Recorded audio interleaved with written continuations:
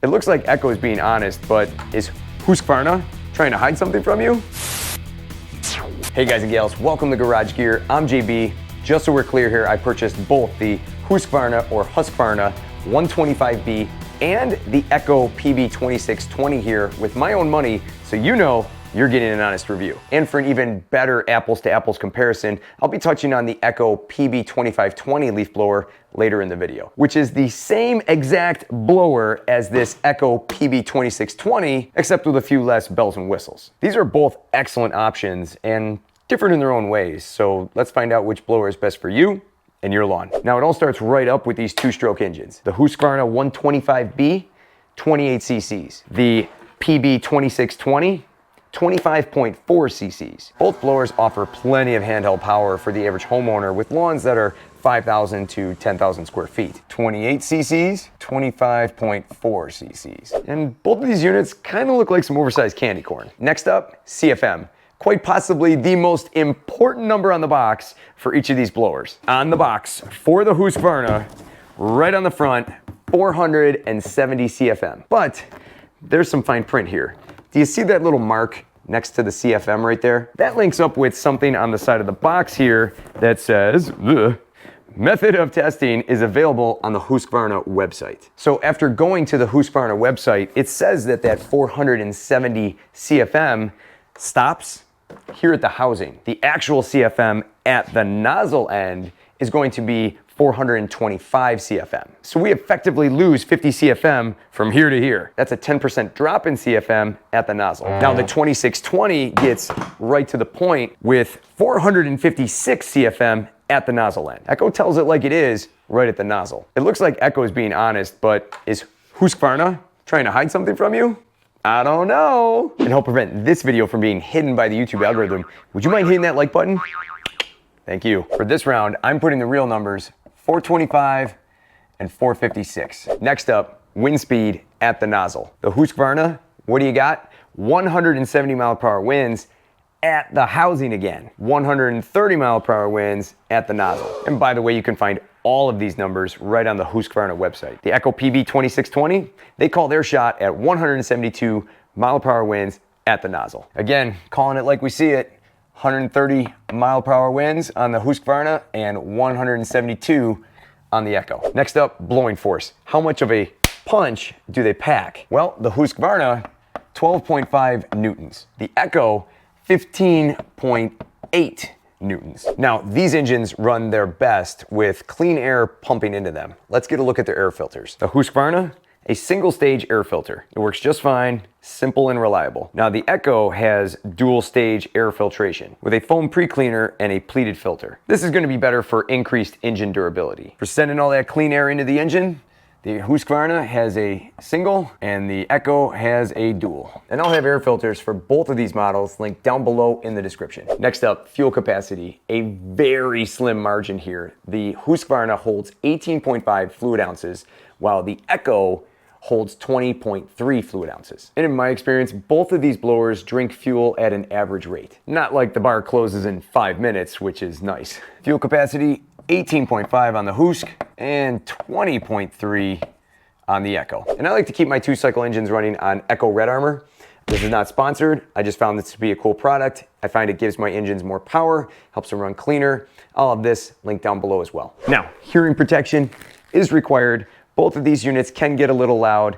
The HUSQVARNA dials in at 110 decibels, while the Echo chimes in at only 70 decibels. 110 for the HUSQ and 70 for the Echo. Now to put that in perspective, a boat horn usually chimes in at about 90 decibels. And I may or may not have one of those in my classroom at school to help keep the students awake. Now, overall weight, the 125B, 9.4 pounds. The Echo PB-2620, 9.8 pounds. Another very slim margin. Both just shy of a 10-pound dumbbell. Overall weight for the HUSQVARNA, 9.4. For the Echo, 9.8. And I gotta hand it to both companies. They know how to keep the weight down on both of these. Now, warranties are as follows. The HUSQVARNA 125B comes with a 2-year standard warranty, but if you purchase their brand of 2-cycle fuel, you boost that warranty up to 5 years. Now, the Echo comes with a 5-year consumer warranty and a 2-year commercial warranty. No need to purchase any additional fuel. Warranties, 2 years, possibly 5 with the purchase of the fuel, and Echo, 5-year consumer, 2-year commercial warranty. Now, prices for each of these blowers, as of the filming of this video, the HUSQVARNA hits the register at $219.99. The Echo, $329.99. Now, both of these units come with the following: locking pipes that don't blow apart on the job, locking cruise controls, on-off switches that are right on the top. The 125B does have an automatically resetting on-off switch, and the 2620 gets a durability boost with a metal nozzle end. Now, I'll have detailed videos on each of these leaf blowers linked below, with also directions from the manual that shows specifically how to start each unit up. So if you're ready, I'm ready, let's go fire them up. Now, there's a way to start these leaf blowers up according to the owner's manual, and there's a street way. I'm going with the street way. Here's the Husk. First step, we're gonna set the choke all the way over. Now there's some fuel in the bubble. We're gonna prime it 3 times.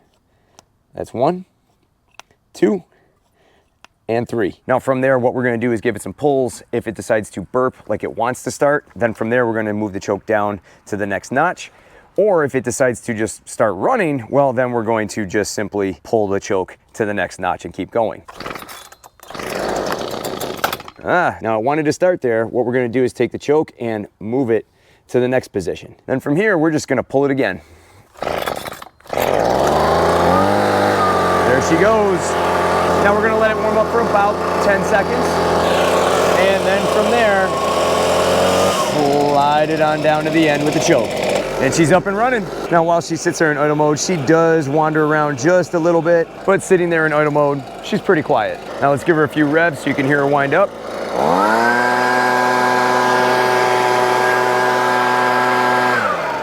And to shut her off, all you gotta do is push the switch down.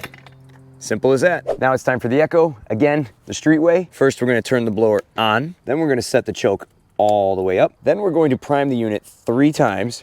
That's 1, 2, and 3. Then from here, the unit usually starts in just a couple of quick pulls, and then you immediately push the choke down. Here we go.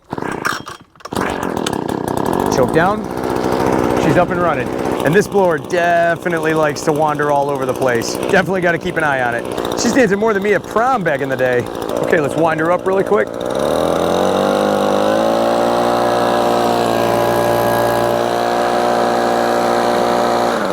And then to turn the unit off, you simply pull the switch down. Now, one thing that definitely catches my eye about both of these blowers is the pull cord for the HUSQVARNA is on the left and the Echo is on the right. And when you carry this HUSQVARNA around, it doesn't suck at your shorts because the air intake is on the opposite side away from your body, which is a nice feature so it's not ripping at your clothes. The Echo does something a little bit different, and they put this guard or shield here on the outside of the blower. So it will still suck at your shorts. It will pull them toward the blower, but it won't pull them into the vent on the side and cause them to tear and rip. Smart thinking on Echo to put a shield there.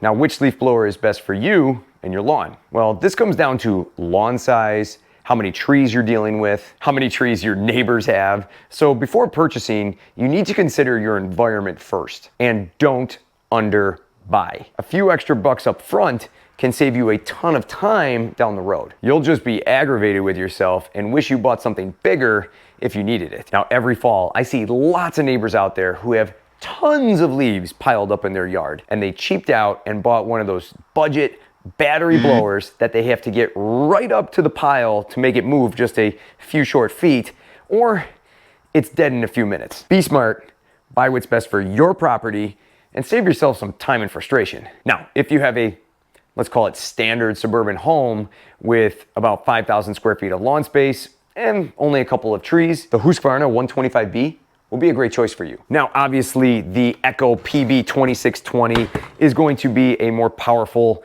professional grade blower, hands down. But if you have a slightly larger lawn, 5,000 to 10,000 square feet, with maybe a few more trees, then the Echo PB-2620 may be the better choice because it'll be able to move those leaves a little bit faster. Now, the Echo PB-2620 here is the commercial grade big sister to the Echo PB-2520. They both produce the same exact amount of leaf pushing power, but the 2620 is a bit more glammed up with some features. You get a chrome plated cylinder, dual piston rings, a dual stage air filter, a wider base, a metal nozzle end, and other than that, it's really all the same, with the PB-2520 costing only $229, $10 more than the HUSQVARNA. So you'll need to ask yourself, are all those additional features worth the additional $100 on this $329 leaf blower? Now, what's my pick? Well, I would happily go with either the Echo PB-2520 or the Echo PB-2620. Both are absolutely bulletproof,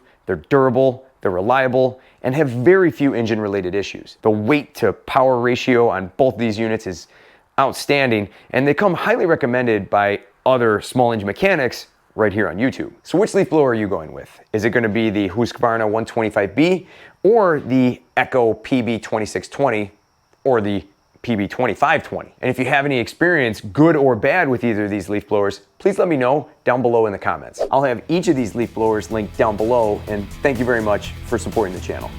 If you want to be part of the tribe, subscribe, and for more cool garage gear content, click or tap the screen right here. Thanks so much for watching, and I'll see you in the garage.